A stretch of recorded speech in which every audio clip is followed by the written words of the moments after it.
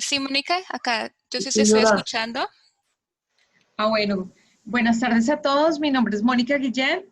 Yo soy tutora del curso Lengua Materna y el día de hoy estaré encargada del taller de profundización. La idea es poder desarrollar algunos temas que están involucrados en la actividad siguiente del curso con el fin de que ustedes puedan apropiarse de una mejor manera del conocimiento y de cada uno de esos conceptos que tienen que manejar para el desarrollo de las competencias que están planteadas para este curso. ¿Me pueden informar, por favor, si están viendo mi pantalla, si están viendo la presentación? Sí, señora. Bueno, sí señora, gracias.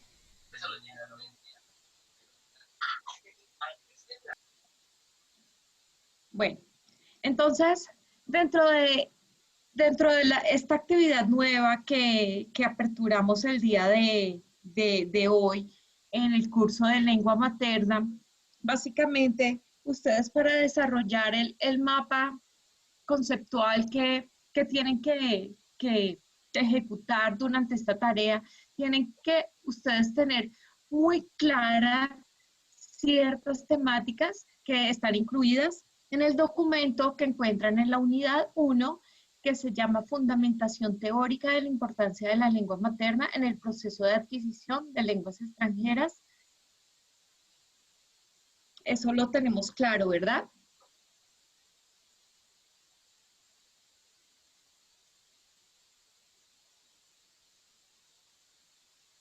Hola, buenas tardes a todos los que están llegando. Bueno, entonces yo quiero el día de hoy dedicar este tiempo con el fin de que nosotros podamos conocer de una manera más amplia lo que tiene que ver con la fundamentación teórica con respecto al manejo de la lengua materna para que nosotros podamos tener un proceso de adquisición de lengua extranjera más efectivo.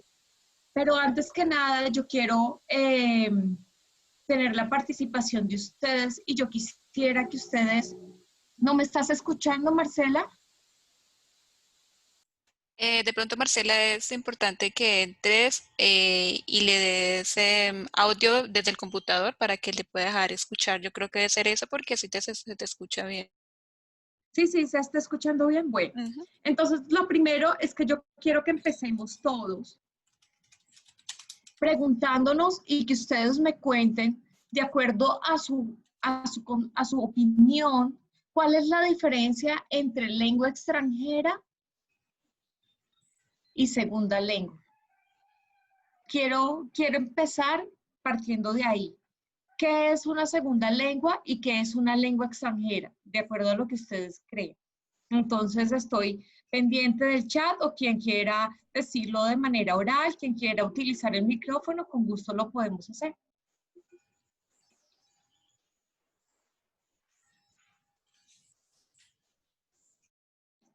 De pronto Diego Parra, Alba Lara, Marcela Clavijo, Juan Carlos Trujillo. Buenas tardes, Hola, buenas tardes, ¿cómo estás? ¿Cuál es tu nombre? Felipe Carranza. Hola, ¿cómo estás? Mucho gusto. Cuéntame, ¿tú qué crees? ¿Cuál es la diferencia o qué es lengua extranjera y qué es segunda lengua? Bueno, pues yo entendería que lengua extranjera pues es toda aquella lengua que es distinta a mi lengua materna, a la que yo pues manejo desde pues que interioricé pues ya la interacción de las personas en mi medio. Y pues no sé si cuando hablan de segunda lengua es ya como tal la adquisición eh, y apropiación de una segunda lengua eh, para que sea de manera fluida que yo la pueda hablar. Ok, ok, perfecto. Listo, muchas gracias. ¿Alguien más nos quiere ayudar? Buenas tardes, profe. Hola, buenas tardes, ¿cómo estás? ¿Cuál es tu nombre? Muy bien, profe. Mi nombre es Alba Lara. Hola, Alba, mucho gusto. Gracias por participar. Cuéntame. Igualmente, profe. Bueno, como decía el compañero, la lengua extranjera es cualquier otra lengua diferente a nuestra lengua materna, ¿cierto? Y la segunda lengua, es cuando, por ejemplo, en una comunidad indígena de Colombia, hablemos así, su lengua materna es su lengua indígena y la segunda lengua es el español que hablamos en Colombia. Eso entiendo yo. Perfecto. Más claro no podría estar. Perfecto. Muchas gracias a los dos por sus participaciones. Muy buenos conceptos y muy buenas respuestas. Efectivamente, tenemos aquí qué es una lengua extranjera. Esta es la definición de acuerdo a Ravitch. Él dice que una lengua extranjera es aquella que se aprende en un contexto en el que carece de función social o institucional. Una segunda lengua es aquella que cumple una función social o institucional en la comunidad lingüística en la que se aprende. El ejemplo que nos da la compañera es clarísimo con respecto al manejo de segunda lengua. La segunda lengua, por ejemplo, si yo nací en San Andrés, ¿cuál sería mi lengua materna? Para aclarar ese concepto, quiero que me respondan eso. Si yo nací en San Andrés, ¿cuál sería mi lengua materna? El criollo, profe. Ok. ¿Y cuál sería mi segunda lengua? El español. El español, perfecto. Y una Qué lengua pena, profe. extranjera.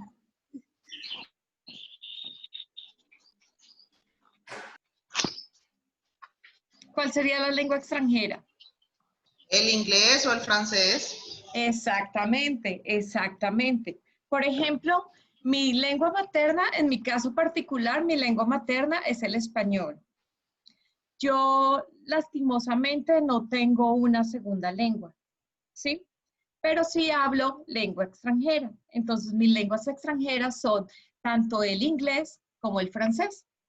¿Sí les queda claro?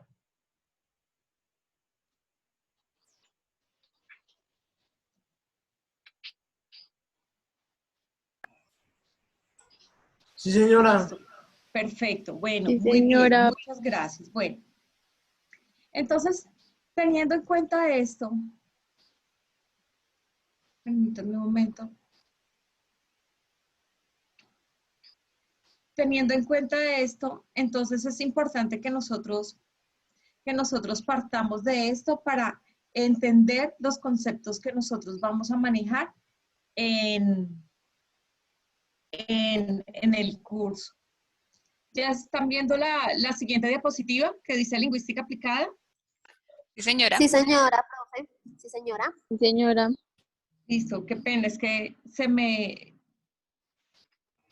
Sí, señora. hizo listo lo que tenía aquí. Bueno, ¿qué es lingüística aplicada? La lingüística aplicada es un concepto que tiene como objetivo el estudio de las lenguas y también busca resolver los problemas teóricos y prácticos relacionados con el uso de las lenguas en la vida cotidiana.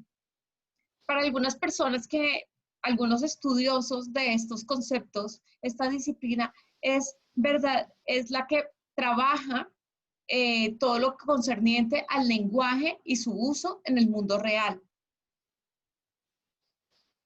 Dentro de esta disciplina se ha tomado particularmente algo de importancia en el campo que nosotros denominamos adquisición de segundas lenguas, al que podemos definir como un proceso por el cual un individuo adquiere un nivel de competencia lingüística y comunicativa que le permite entrar en interacción con una comunidad lingüística que no es la suya propia. Entonces, partiendo de esto, yo quisiera que ustedes me ayudaran con su propio concepto de qué es una lingüística aplicada.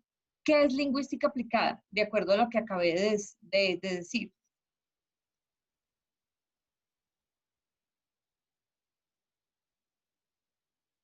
Diego Parra, ¿qué es lingüística aplicada?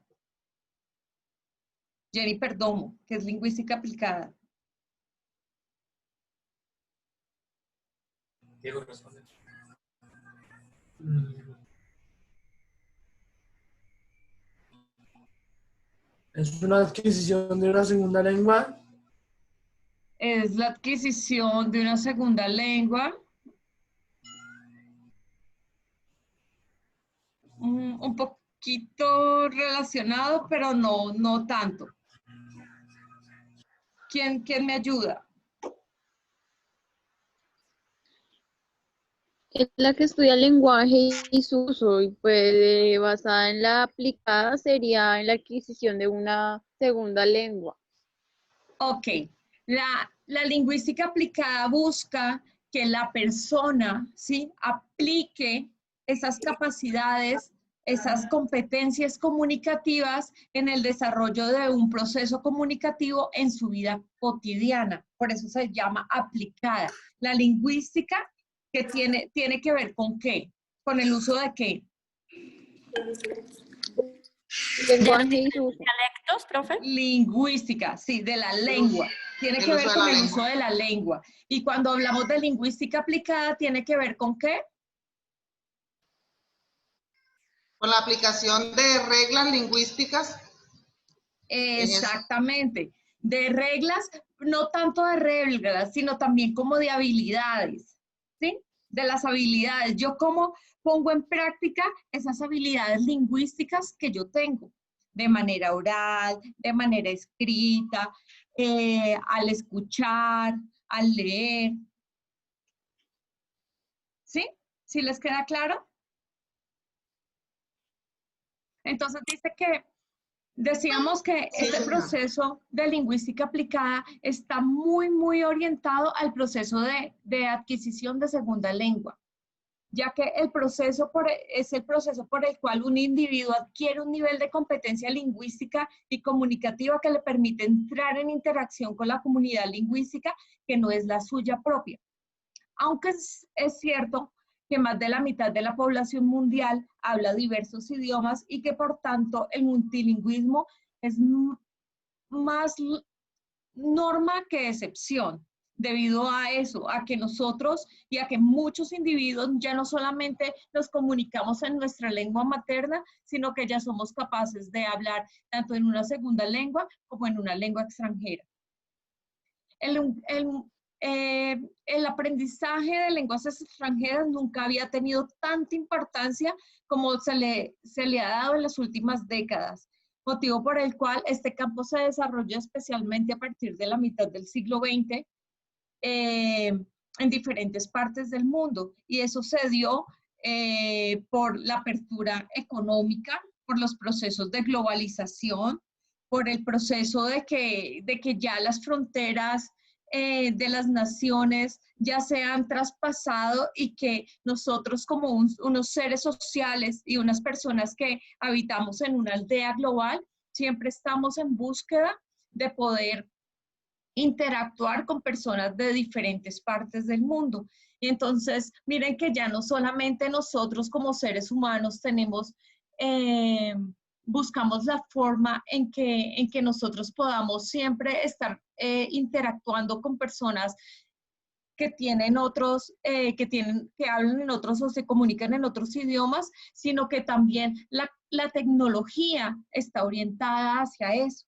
Ustedes ven que cada uno de los desarrollos tecnológicos, los desarrollos en cuanto a celulares, computadores, una serie de cosas ya le han dado también apertura a que no solamente las cosas vengan en un idioma, sino que ya se puedan configurar los idiomas dependiendo de las necesidades de la persona que lo quiera usar. Entonces, miren que no solamente esto de aldea global está definido hacia la parte comunicativa, sino también hacia la parte tecnológica, la parte social, la parte económica, hacia muchas esferas. Este suceso de aldea global también ha provocado que las nuevas generaciones se vean obligadas a estudiar otras lenguas para obtener una mejor educación, un mejor trabajo o simplemente para tener acceso a una mayor cantidad de información. El modelo a seguir para el estudio de las lenguas desde el principio del siglo XVII era el latín, una lengua muerta que se aprendía a través del análisis de su gramática y su retórica, lo que conllevaba la memorización de las reglas gramaticales y declinaciones y conjugaciones en cuanto a la traducción de textos. Este método que buscaba que se tuviera un texto y que inmediatamente se buscara traducirlo, se llamó gramática traducción. Y fue un método empleado durante siglos para la enseñanza de lenguas extranjeras.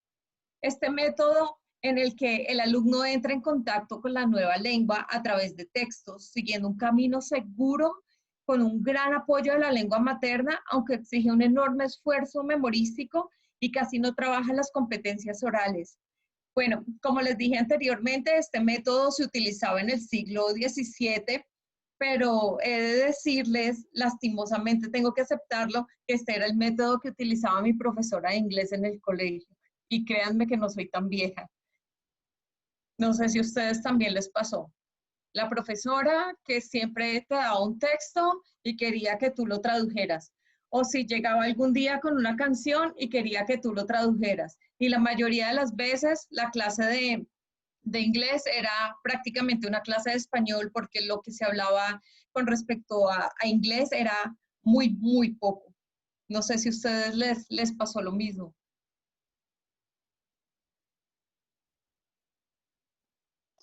Tal cual, profe. Sí. Y miren que de acuerdo a los teóricos dicen que este era un método que se utilizaba en el siglo XVII. Entonces, miren cómo nosotros tenemos que enfrentarnos a maneras un poco rudimentarias y un poco pasadas de moda para aprender algo y que definitivamente en algunas ocasiones los procesos de enseñanza-aprendizaje no se actualizan y algunos profesores como que se quedan estancados, ¿cierto? Se quedan estancados y eso hace que, por lo menos en mi caso, yo no pude aprender inglés de esa manera. Sí, claro, sí, así es. Bueno, entonces este método que se llamaba gramática traducción es un método en el que el alumno entra en contacto con la nueva lengua a través de textos, siguiendo un camino seguro con un gran apoyo de la lengua materna. Aunque exige un enorme esfuerzo memorístico y casi no trabaja las competencias orales, este método fue muy criticado desde finales del siglo XIX y hasta, ¿por qué? Porque es un método que solamente busca que las personas memoricen. Si la persona no memoriza las palabras que traduce, entonces es algo que realmente no permite desarrollar las competencias. Posiblemente la persona aprenda a leer de una muy buena manera, pero realmente no pasa nada. Alba dices, así es, del colegio no aprendíamos más bien nada con respecto al inglés. Sí, eso pasa. Yo recuerdo que desde primaria hasta bachillerato estábamos viendo el verbo to be y nunca lo aprendí bien. Bueno, con este método definitivamente los estudiantes, los alumnos no Sí, podían, profe. no podían tener una comunicación efectiva. Posiblemente por medio de este método sí podían desarrollarse habilidades con respecto a lectura y de pronto las personas podían comprender una lectura de un libro, de algún pasaje, de algún texto en inglés. A partir de finales del siglo XIX empezaron a aparecer algunos otros teóricos que buscaban otros nuevos métodos que fueran un poquito más didácticos y que mejoraran la capacidad comunicativa de los estudiantes. Entonces, ahí es cuando surgió un método denominado método directo. Este método estaba aplicado a algunos principios contrarios del método de gramática y traducción, el cual buscaba que la lengua escrita quedaba un poco rezagada, quedaba como un poquito en segundo plano, y se buscaba como que se orientaba más hacia la comunicación oral. Y desde luego, pues no se buscaba 100% un proceso de traducción durante la clase, durante la lección. Este método directo, de acuerdo a algunos teóricos, tiene algunas ventajas, ya que no permite que se formen malos hábitos de acuerdo a lo que ellos dicen, porque es un método en el que el alumno adulto se forma una idea clara de lo que aprende, por lo que fue rechazado por muchos lingüistas. En la década, perdón, en la década de los años 50, 60, 70, surgió un nuevo método que fue rápidamente aceptado a nivel internacional, que se llamaba método audiolingüístico.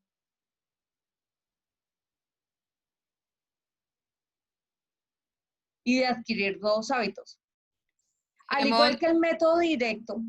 Mónica, qué pena, es que se está entrecortando un poquito, no sé si de pronto te ubicas un poquito mejor, a veces se está entrecortando. Y también los muchachos dicen Énfasis acá. es la adquisición del vocabulario a través de la exposición de diversas situaciones que muestran su uso en un contexto concreto. ¿Sí les queda claro? Entonces, hemos hablado de cuántos métodos. Hemos hablado del primero, del que manejaba mi profesora de inglés en el colegio, que se llamaba ¿cómo?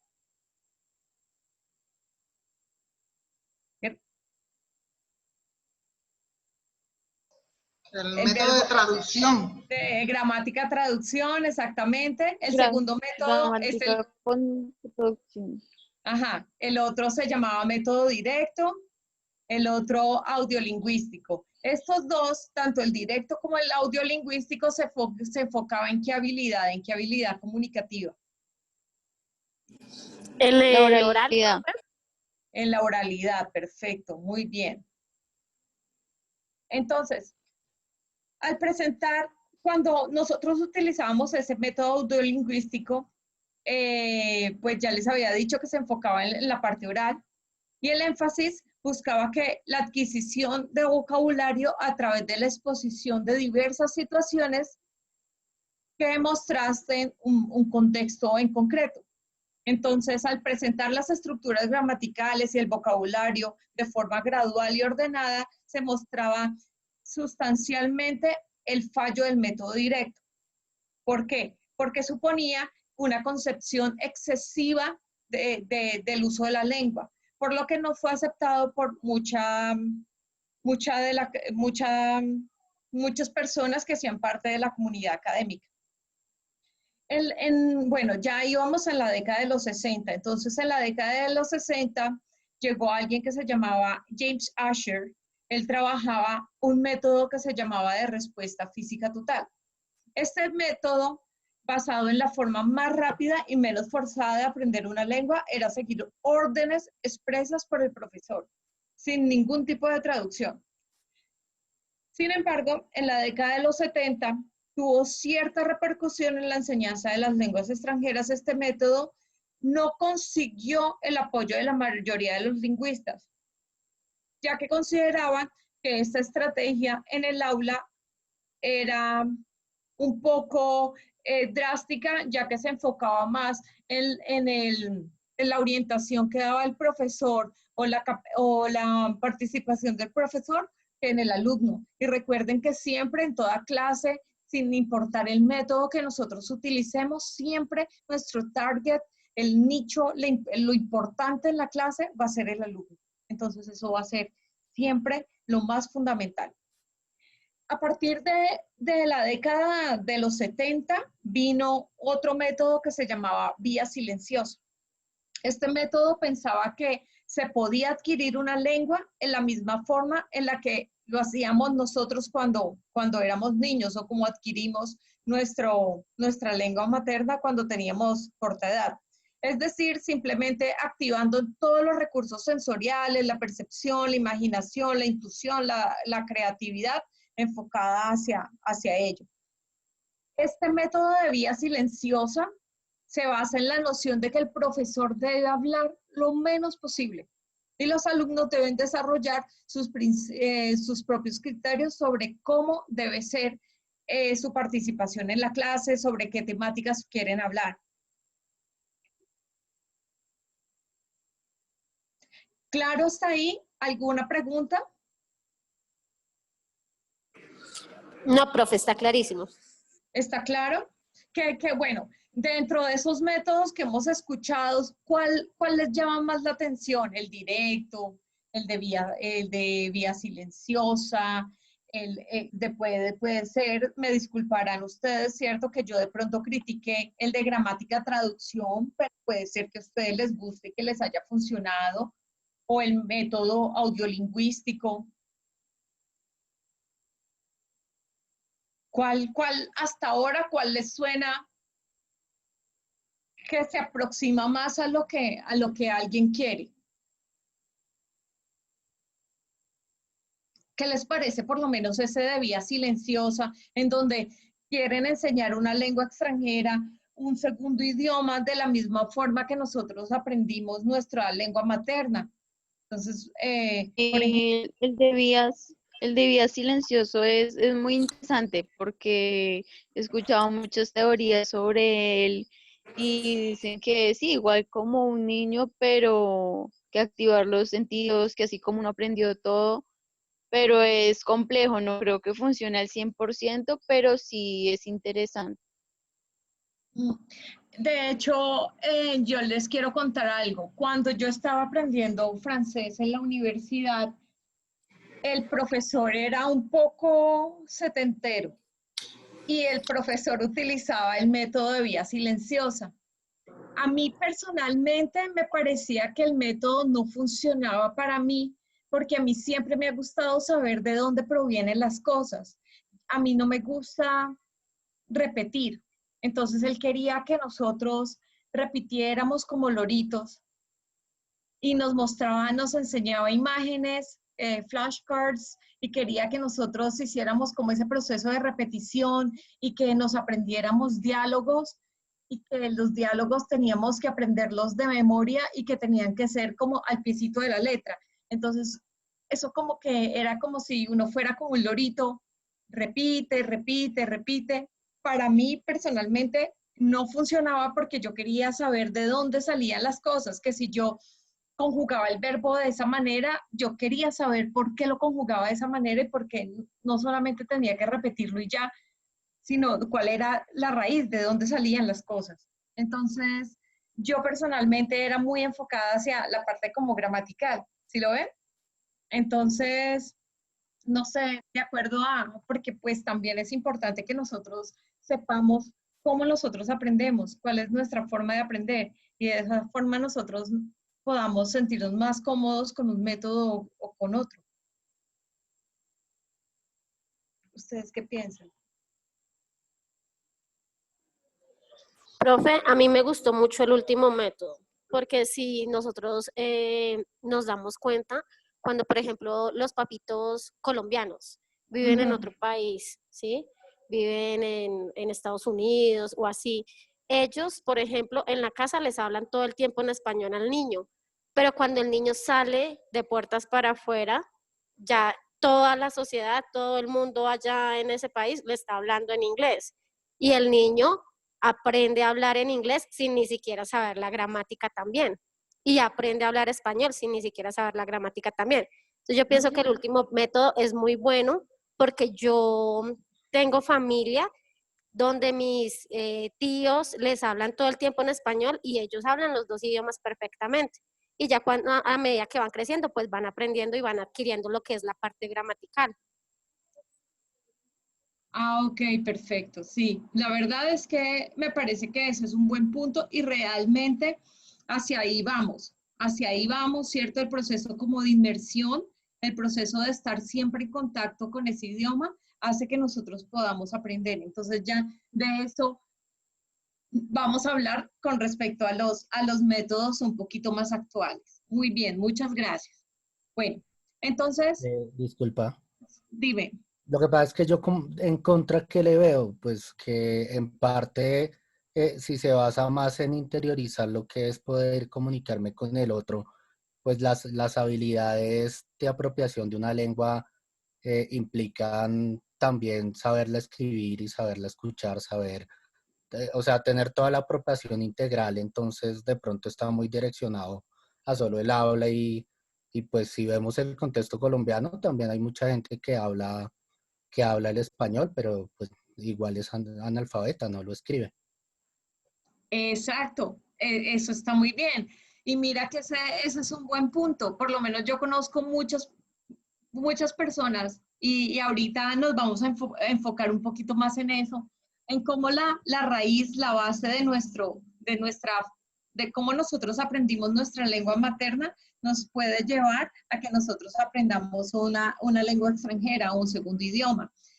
Y cómo el hecho de que nosotros podamos comunicarnos en cierta manera en este momento, pues de manera oral, en un idioma, no quiere decir que nosotros lo podamos leer o que lo podamos.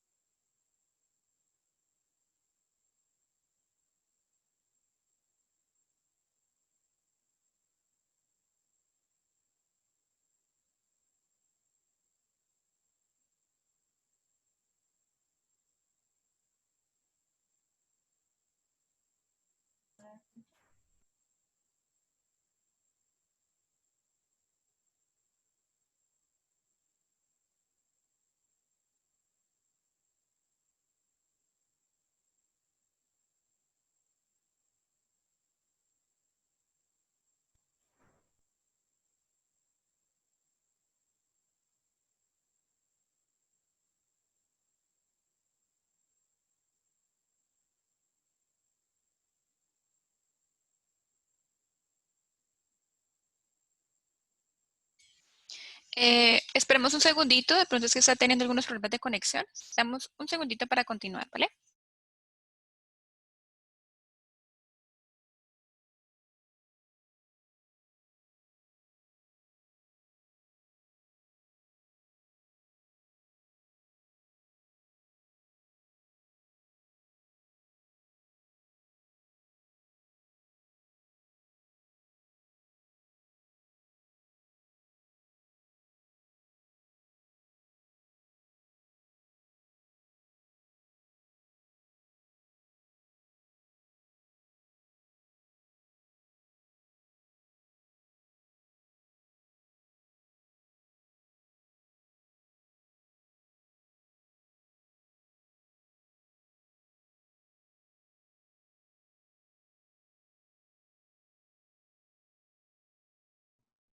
Ay, buenas tardes, qué pena, me sacó.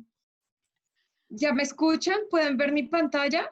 Sí te escuchamos, sí, ya se puede ver. ¿Están viendo las diapositivas? Ay, qué pena, no sé Sí. qué pasó. No, tranquilo, Un problema con la internet. este internet está terrible.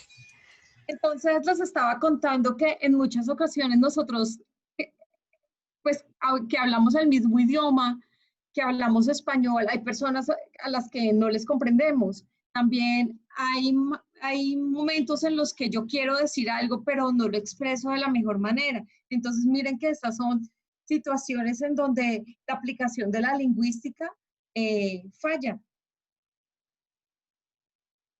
No sé si ustedes tengan algún otro ejemplo que posiblemente quieran compartir con nosotros.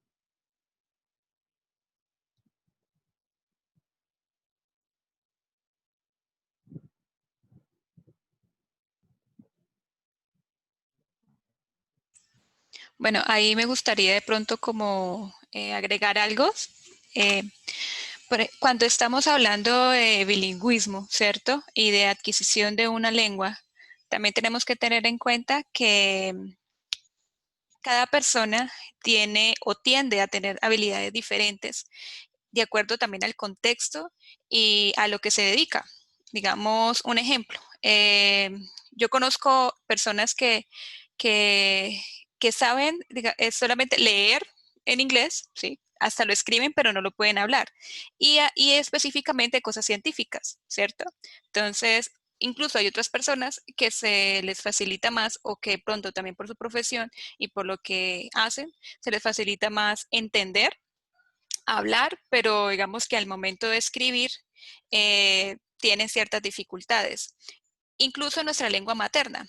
En nuestra lengua materna, cada persona tiene como ciertas habilidades más marcadas que otras. Hay personas que son muy buenas para escribir y son excelentes como para plasmar sus ideas, pero hay otras que no tanto, ¿cierto?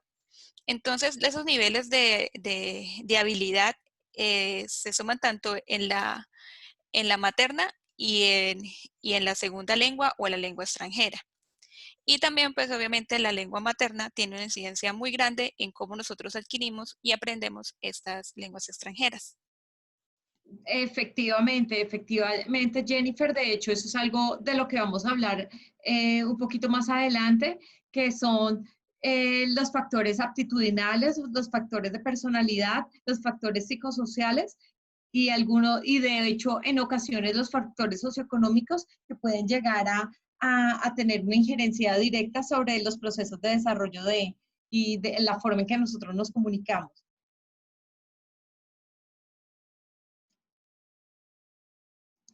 Bueno, entonces, sigamos. Luego, ya más para la época de los 80s, viene algo que se conoce con el nombre de Communicative Approach en inglés, enfoque comunicativo, que da la máxima importancia a la interacción como medio y como objetivo final para el aprendizaje de la lengua. De acuerdo a este método, la enseñanza debe realizarse en entornos comunicativos concretos. ¿Qué quiere decir? Quiere decir que sí, que yo tengo que motivar al estudiante y tengo que propiciar a que el estudiante esté en contacto con entornos y con ambientes que permitan que el estudiante tenga esa adquisición de conocimiento que nosotros necesitamos. Entonces, por ejemplo, con el nacimiento de este método de enfoques comunicativos se dio mucho la utilización de una estrategia para enseñanza que se llama role playing. ¿Sí la han escuchado? Los role plays, juegos de rol.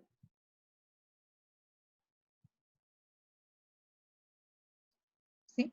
En donde, por ejemplo, si yo quiero que los estudiantes aprendan futuro simple y que aprendan el vocabulario de viajes, entonces yo simplemente me involucro en la clase, un contexto de viajes, de agencia de viajes, en donde los estudiantes se involucren en ese contexto y de esa forma pueden apropiarse más del conocimiento que se ha planteado para esa lección en particular.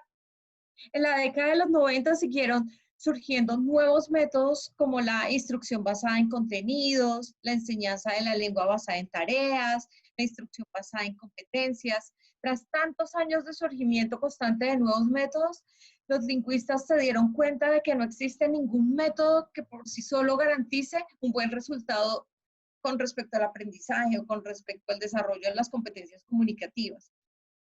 Pero sin embargo, como yo les decía anteriormente, sí es importante que el docente aprenda a involucrar el método y a adaptar el método de acuerdo a las necesidades y como decía la profesora Jennifer, que realmente su comentario fue bastante importante, de acuerdo también a las necesidades que tenga el estudiante, a esas habilidades que ya tenga de por sí, que le permitan fortalecer aquellas habilidades que ya tiene desarrolladas y que busque o propenda por el desarrollo de aquellas que no tiene muy desarrolladas en este momento. Entonces, siempre es tratando de buscar eso y siempre buscando a que todo vaya orientado hacia esa adaptabilidad, esas necesidades que tiene el estudiantado frente a los procesos de enseñanza y aprendizaje. En el siglo XXI, pues ya nosotros podemos llamar en este momento una era como de posmétodos y también es un concepto que fue creado también por dos autores muy importantes que son Richard y Rogers. Dicen que los profesores tienen que tener una actitud crítica, tienen que tener autonomía, tienen que ser capaces de tomar sus propias decisiones sobre la mejor forma de programar un curso y sobre la mejor forma de responder a las necesidades de los alumnos, además de las diversas de los diversos recursos que nosotros podemos utilizar con el fin de que los estudiantes realmente se apropien de ese conocimiento que nosotros les queremos presentar. Entonces, Profe, hola, ¿me profe, o escuchas? sea que, sí, o sea que actualmente cada profesor es autónomo de elegir el método que pues, le parezca más apropiado para sus estudiantes. Exactamente, sí, eso es lo que se busca en este momento. En este momento se busca que no haya una metodología como tal, o sea, que yo llegue a trabajar como profesor y en el instituto me digan, no, Mónica, es que usted tiene que utilizar el método directo. Eso ya está mandado a recoger.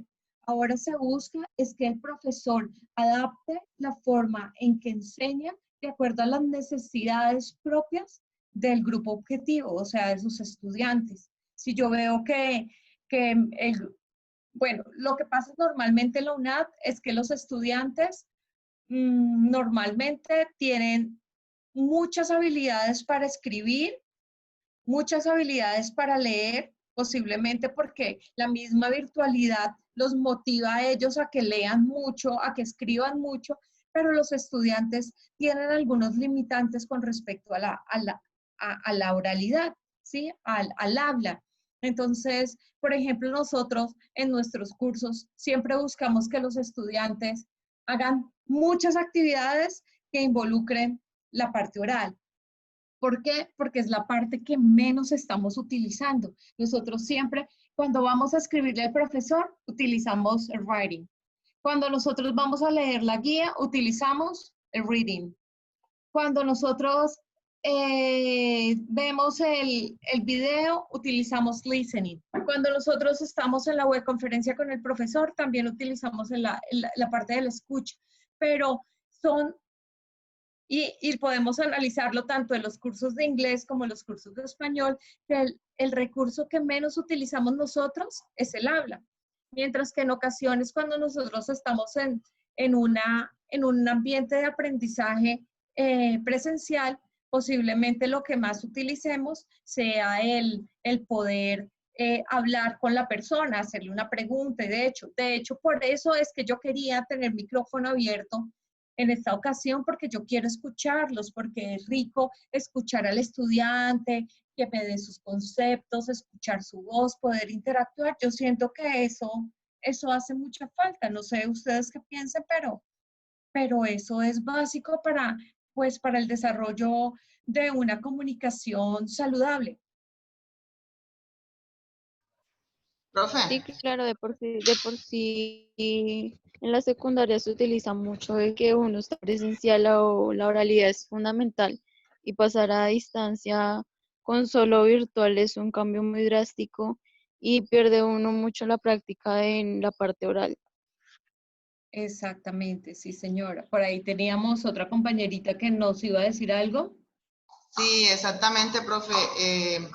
De acuerdo con la compañera, es que uno pasa, cambia de método, o sea, uno hace un cambio drástico y como que va olvidando, va dejando de lado a lo que venía acostumbrado de pronto. Y en el caso mío, yo estaba estudiando en un instituto donde todo era hablar, hablar, hablar, hablar, pensar y tratar de hablar, de transmitir ese pensamiento, ¿cierto? Y hablar mucho. Y acá me toca más que todo es escribir o leer.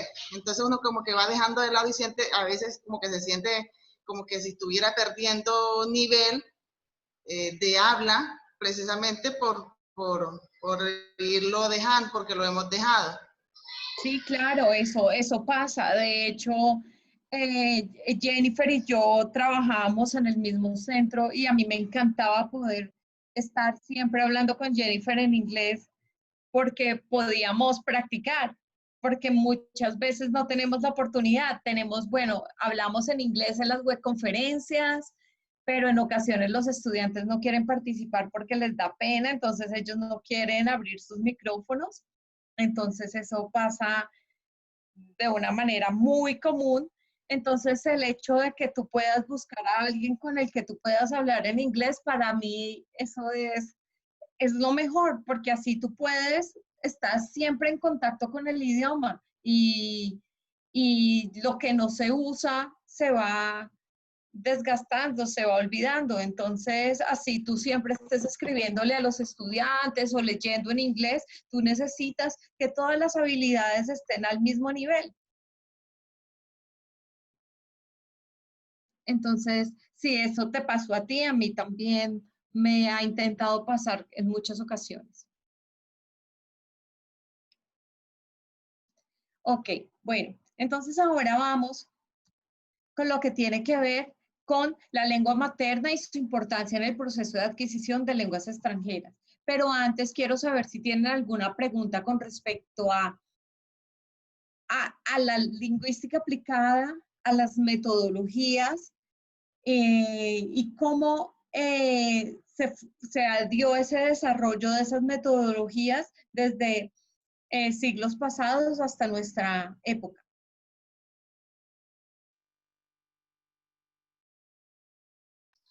Profe, esos métodos,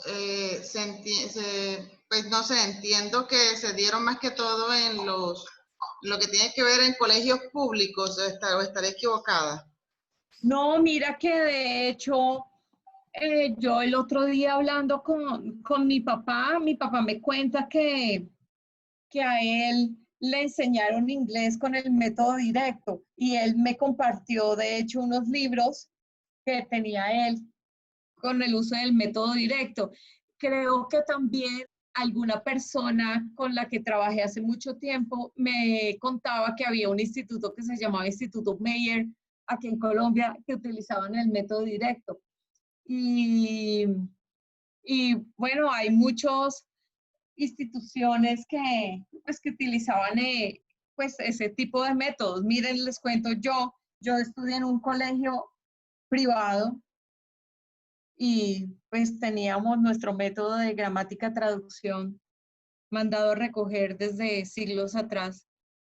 Entonces, yo creo que, de hecho, todavía yo el año pasado di algunas asesorías a niños de colegios y tristemente a los niños todavía los mandaban a traducir un texto.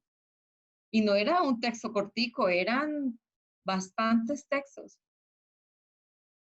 Entonces, todavía se presenta. Pregúntenles a sus hermanitos, a sus sobrinitos, a sus primitos, a sus hijos, si tienen hijos, pregúntenles, revisen, ¿cierto? Cómo están llevando, cómo están desarrollando su clase de inglés y se darán cuenta que muchos de los métodos que ya supuestamente fueron eh, reorientados hacia otros que son un poquito más actuales, como el aprendizaje basado en tareas, el aprendizaje colaborativo, todavía siguen esos métodos ejecutándose y sobre todo pues porque hay gente que los desconoce. El semestre pasado nosotros tuvimos un ejercicio en otro curso que se llama Foreign Language Acquisition and Learning con estudiantes que estaban haciendo su práctica pedagógica en la primera fase, que es la fase de observación, y los estudiantes tuvimos en la segunda unidad del curso, ellos tienen que estudiar los nuevos estilos de aprendizaje y las nuevas tendencias. Y muchos ya trabajaban como profesores y muchos se llevaron la sorpresa de conocer métodos como el aprendizaje basado en tareas, el método colaborativo, Por proyectos. el método por proyectos, el CALL, ¿cómo se llama CALL en español? Computer Assisted Language, pero se me Ajá, olvida en español. como aprendizaje basado basado como en asistencia no sé, de tecnología. de ICT, ¿sí? Pero como el uso de las TIC para el aprendizaje de lengua extranjera, como algo así. También hay otro, es que como nosotras, somos de inglés, no me acuerdo cómo se llaman en español. Hay otro que se llama Content Language Integrated Learning, que es el CLIL, y todos esos son metodologías nuevas, Ajá, pero la verdad, ese último es aprendizaje basado en contenido. Ahí ya no, el foco no es como la lingüística como tal, es decir, estructura ni gramática, sino es el contenido. Entonces, por ejemplo, tú puedes aprender muchas estructuras a través de varios textos. Por ejemplo, hablar de contaminación, cuando hablamos de personas famosas y bla, bla, bla. Ahí se van aprendiendo estructuras. De eso se basa ese método. Si me acuerdo en español. pero sí, sí, sí, pero bueno, entonces, pero la verdad, si ustedes quieren escuchar mi opinión, y no sé si Jennifer esté acuerdo conmigo, la verdad, lo mejor es buscar esa adaptabilidad, enfocarse hacia las necesidades que quiere mi estudiante, qué necesita mi estudiante, por qué quiere aprender inglés, qué necesita el aprender, qué dificultades tiene, qué, cuáles son las ventajas que él tiene, es habilidoso en qué cosa, qué él necesita mejorar, y ese enfocarse es como hacen eso. Sí, yo también estoy muy de acuerdo con eso. Además, yo siempre les digo a mis estudiantes en los cursos de metodología que tengo, es que no se enfoquen tanto en un método, sino que tomen lo más importante o lo que más les sirva de cada método, ¿sí? Sus técnicas, las estrategias, y que sean muy creativos. Entonces, la idea no es que nuestros estudiantes se adapten a nuestro método, sino que nosotros adaptar esas estrategias y esos métodos a los estudiantes. Entonces tiene que hacerse un estudio y una investigación de nuestro curso, ¿sí? Eh, esto, que se nos vuelva algo muy cotidiano, que cuando entremos a un curso hagamos lo que dice la profe Mónica. ¿Qué necesita el estudiante? ¿Qué es lo que quiere aprender? ¿Por qué? El estilo, cómo más o menos creen ustedes que pueden llamar la atención de ese estudiante o de esos estudiantes. Entonces tratar de que las clases sean muy dinámicas y que tengan muchas cosas diferentes, porque recordemos que no todos aprendemos igual. Profe, Exacto, muy bien, muy eh, bien. sí, Señor, profe. señora. Muy de acuerdo con lo poco que logré escuchar porque ahorita se entrecortó. Muy de acuerdo porque yo siempre he dicho que cuando uno hace lo que quiere, lo hace bien. Entonces, cuando entramos en eso de las preferencias del estudiante, los temas,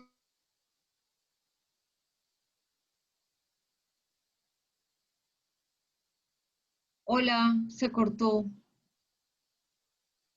¿Solamente a mí? No, sí se ¿Escucha? cortó. gusta mucho. Sí. Sí, eso es verdad. Profe, Hay que conocer, hay que reconocer el estudiante. Dime. bueno, no sé si me salga mucho el tema, pero tengo una duda. Digamos, si yo reconozco como docente, reconozco que un niño necesita enfocarse más en la oralidad, pero los demás compañeros, digamos, hay diferentes factores. Otro necesita enfocarse en la gramática, otro en la lectura, o sea, cada uno tiene diferentes debilidades, se podría decir. Como, o sea, ¿cómo hago para ajustar de que no solo un trabajo sea beneficioso para un solo estudiante, sino para todos, a pesar de que no tengan las mismas dificultades? Mira que esa pregunta es súper importante porque, pues, primero que todo, nosotros estamos hablando de ser muy incluyentes, ¿sí? En una actividad tú tienes que ser absolutamente incluyente. Entonces, lo que tú puedes, como no nos vamos a casar con una sola metodología, que es la metodología que dice que tenemos que hablar o la que dice que tenemos que escribir. Entonces, lo que tú puedes hacer es adaptar una actividad con el fin de que se desarrollen las 4 competencias. De hecho, ya no solamente hablamos de 4 competencias, sino también ya le estamos metiendo como algo de Grammarly, de acuerdo pues a unos cursos que yo he hecho últimamente. Ya no solamente nosotros hablamos de, pues tenemos que ver gramática como tal, sino que la gramática está implícita en el desarrollo de esas 4 competencias, pero sin dejarla de lado, ¿sí? Porque en ocasiones se había dejado como un poquito de lado. Entonces eso es lo que buscas, ¿cierto? Ok, yo voy a crear una actividad en donde todas esas competencias se ven desarrolladas. Entonces ahí tengo una gran ventaja, porque para la persona que ya le gusta leer, puede leer, tiene muy buenas habilidades de lectura, entonces vas a seguir ayudándola y apoyándola para que siga desarrollando mejor sus habilidades. Y para la que tiene deficiencias en esa área, pues entonces también va a practicar y va a tratar de mejorar a través de la práctica. ¿Listo? Bueno, entonces vamos con lo que tiene que ver con lengua materna, el concepto de lengua materna y su importancia en el proceso de adquisición de lenguas extranjeras. En el material que nosotros estamos manejando para esta unidad, ahí dan algunos conceptos, ¿sí? Entonces yo aquí les puse extractos de aquellos conceptos por los cuales podemos orientar nuestro propio concepto, nuestro concepto personal acerca de qué es lengua materna. Entonces, por lo menos muchos teóricos dicen que la lengua materna es la que se aprende de la madre. O yo diría, pues, para ser no tan limitante en ese aspecto, de la familia. Se aprende en primer lugar. La lengua materna es aquella que es más fuerte en cualquier momento de la vida, o sea, es la lengua que yo manejo en la mayor parte del tiempo. La lengua materna es aquella que se habla en la zona o país en donde yo nací, en donde yo estoy ubicada en la mayor parte del tiempo de mi vida. Es la más usada por la persona, por el hablante. Y también la lengua materna puede ser la lengua por la que yo más siento afecto, ¿sí? Por ejemplo, yo tengo el caso de mi hermana. Mi hermana vive hace 25 años en Japón y mi hermana dice que si ella tiene que hacer la lista de mercado, la hace en español, que si ella piensa en español, pero pues tiene muy buen nivel de manejo del japonés. Y miren que definitivamente ella dice, yo lo hago por el afecto que siento por mi idioma. Entonces, eso también puede llegar a pasar. Entonces, es importante que nosotros nos orientemos y entendamos muy bien qué es la lengua materna. Para terminar, en estos últimos minuticos y así de rápido, es importante que nosotros también tengamos en cuenta cuáles son los factores que inciden en el aprendizaje. Hay unos factores que son internos y hay unos factores que son externos. Dentro de los factores internos, nosotros, ¿qué podemos encontrar? Dentro de los factores internos, nosotros podemos encontrar la motivación. El grado de motivación en un individuo para aprender algo es absolutamente importante. Entonces, porque la persona va a orientar todos sus esfuerzos y toda su disposición para aprenderlo.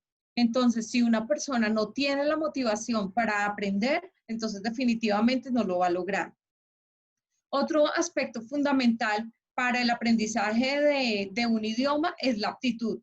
Esta consiste en la capacidad de aprender una lengua, la predisposición para estudiarla, la capacidad para hacerlo, la sensibilidad, la adaptación, la correspondencia, la relación lingüística y todo el afecto que nosotros le ponemos con respecto a las capacidades físicas que nosotros tenemos para poder desarrollar esa competencia.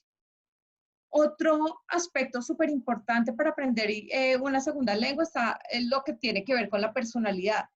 Entonces, algunas personas hablan de la empatía, también de la extroversión, de algunos procesos de autoestima.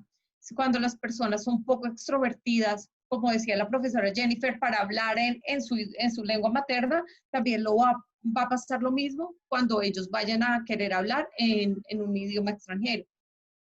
También los factores socioeconómicos tienen mucha importancia en el entorno en que la persona vive, en el entorno en que la persona se desarrolla, en el entorno en que la persona creció. Todos esos aspectos tienen mucho que ver con el aprendizaje.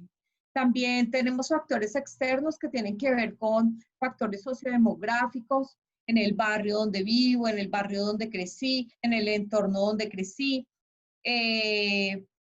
Los factores académicos, factores institucionales, las instalaciones, el ambiente donde yo me desarrollo para aprender, si el aula es cómoda, si no es cómoda, el aspecto del docente. La verdad, el docente es un instrumento por el cual una persona puede aprender o no puede aprender, ¿sí? Como ustedes, como lo hemos tratado a lo largo de toda esta charla, el profesor es quien tiene la capacidad de buscar las herramientas para hacer que las personas realmente aprendan. Entonces, el rol del docente es absolutamente importante. Las herramientas de aprendizaje, los recursos, el uso de las ICT, de las TIC y demás. Bueno, entonces yo creo que me extendí un poquito. Espero que les haya gustado la charla, que hayan aprendido mucho. Y muchas gracias por este tiempo que me dieron. Entonces, muchas gracias.